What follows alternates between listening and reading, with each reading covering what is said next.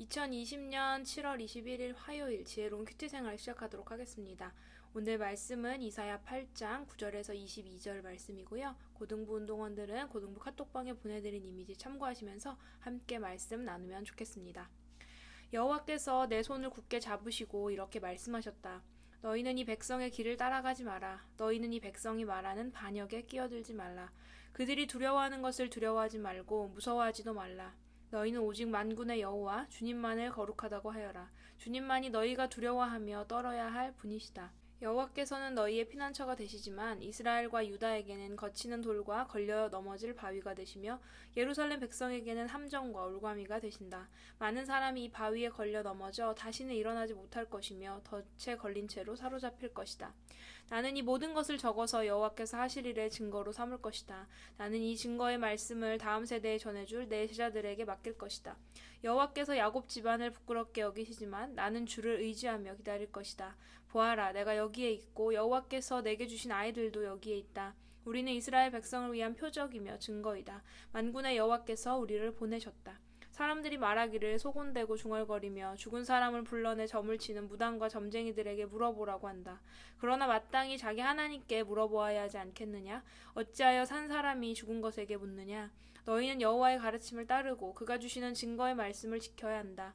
만일 그들이 이 말씀대로 따르지 않는다면 동트는 것도 보지 못할 것이다. 아멘.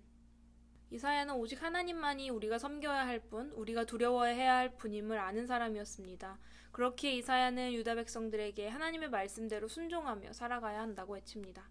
하지만 유다는 아수르와 이집트를 두려워했고 또한 아랍과 에브라임의 동맹 위협에 무서워 떨었습니다. 그들과는 비교할 수도 없는 강하신 하나님이 자신들과 함께하고 계심을 모른 채로, 잊은 채로 살아가고 있었던 것이죠. 이사야는 이런 유다 백성들에게 진정 두려워해야 하는 것은 세상의 힘을 가진 자들이 아니라 그 모든 것들을 다스리시는 하나님이심을 계속해서 전하지만 그들의 완악한 마음은 이 말씀을 깨닫지 못합니다. 또한 이사야는 유다 백성들에게 하나님을 피난처로 삼으라고 가르칩니다. 이는 참으로 두려워해야 할 분도 하나님이시지만 오직 의지해야 할 분도 하나님이시기 때문입니다. 이사야는 하나님이 우리를 위하시면 아무도 우리를 대적할 수 없음을 이야기하며 지금 유다의 모습처럼 하나님보다 동맹국을 힘있는 자들을 의지하는 것은 하나님에 대한 반역이라고 이야기합니다. 하나님이 아닌 다른 것을 의지하는 삶을 살아갈 때 하나님은 더 이상 우리의 피난처가 아닌 함정과 올가미가 되실 것이라고도 이야기합니다. 계속해서 이사야는 하나님께서 보여주신 증거와 예언의 말씀들을 계속해서 전하지만 유다 백성들은 이 말씀을 듣고 마음을 돌이키거나 회개하지 않습니다. 오히려 무당과 점쟁이들을 찾아가 그들의 이야기에 더 귀를 기울입니다. 하지만 이사야는 포기하지 않고 하나님의 말씀을 계속해서 전합니다. 이사야가 소망을 잃지 않고 말씀을 선포할 수 있었던 이유는 그에게 하나님이 나와 함께 하신다는 확신이 있었기 때문입니다. 또한 하나님에 대한 올바른 이해와 그분의 말씀은 반드시 이루어진다는 믿음이 있었기 때문입니다. 우리가 살아가는 이 세대 또한 하나님의 말씀을 듣기보다는 세상의 방법대로 내 뜻대로 하나님 말씀에 어긋나는 삶을 살아가지만 하나님의 백성, 예수님의 제자인 우리에게는 이사야와 같은 하나님에 대한 확신과 올바른 이해, 그분의 말씀은 반드시 이루어진다는 믿음이 있어야 합니다. 이 마음을 가지고 묵묵히 우리의 삶 속에서 우리의 삶을 하나님 기뻐하시는 예배로 올려드리고 또 소리 높여 외쳐 전하는 목소리로 주님의 사랑을, 그분의 복음을 전하는 일을 계속해야 할 것입니다.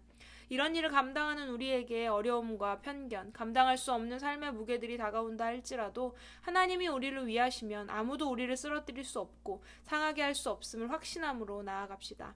시편 118편 6절의 말씀처럼 하나님이 내 편이시니 사람이 내게 어찌할까 라는 확신이 우리 마음에 있다면 우리는 그 어떤 일도 능히 헤쳐나갈 수 있을 것입니다. 자신을 의지하는 백성에게 피난처가 되시는 하나님을 기억하며 나의 삶 속에서 최선을 다해 하나님의 말씀에 순종하고 하나님을 올바로 알기에 힘쓰고 또 나에게 일어나는 모든 일들이 하나님의 계획 안에 있음을 확신하며 하나님을 전하는 일을, 하나님의 기쁨이 되는 일을, 하나님께 영광 돌려드리는 일을 멈추지 않는 우리 고등부 운동원들의 삶이 되기를 소망합니다. 지혜로운 큐티 생활 46번째 시간이었습니다. 주일날 마주한 우리 운동원들의 얼굴이 너무 다들 지쳐있는 것 같아서 무척이나 속상한 마음이 드는 요 며칠이었는데요. 시험 준비, 수행평가, 학원 공부, 거기다 고3들은 수능 준비까지.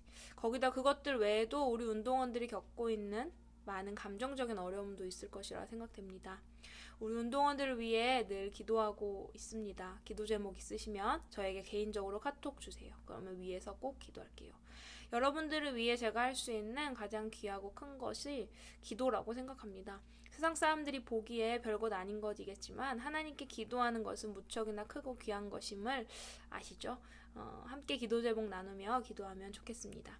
오늘의 당첨자 알려드립니다. 오늘의 당첨 번호는 3번과 4번입니다. 알게 모르게 달란트는 차곡차곡 쌓이고 있으니까 고등부 여름 정기 예배까지 함께 열심히 모아보면 좋겠습니다.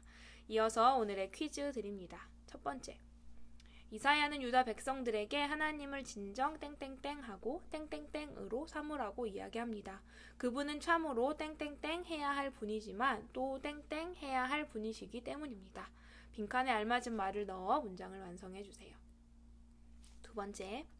이사야가 여러 가지 어려움에도 포기하지 않고 말씀을 계속해서 전할 수 있었던 이유 3가지를 적어주세요. 세 번째, 시편 118편 6절 말씀을 찾아 적어보고 그리스도인으로 살아가는 나에게 찾아오는 어려움과 두려움들을 생각하며 이 말씀을 온전히 신뢰하는 마음으로 2번 읽어보세요. 하나님을 의지하는 백성에게 피난처가 되시는 하나님이시라고 오늘 말씀에서 우리가 배웠습니다. 오늘 하루도 세상에 지지 말고 하나님 주시는 은혜와 기쁨으로 살아가는 귀한 우리 고등부 운동원들이 되기를 소망합니다. 내일은 다혜로운 큐티 생활로 만나도록 하겠습니다.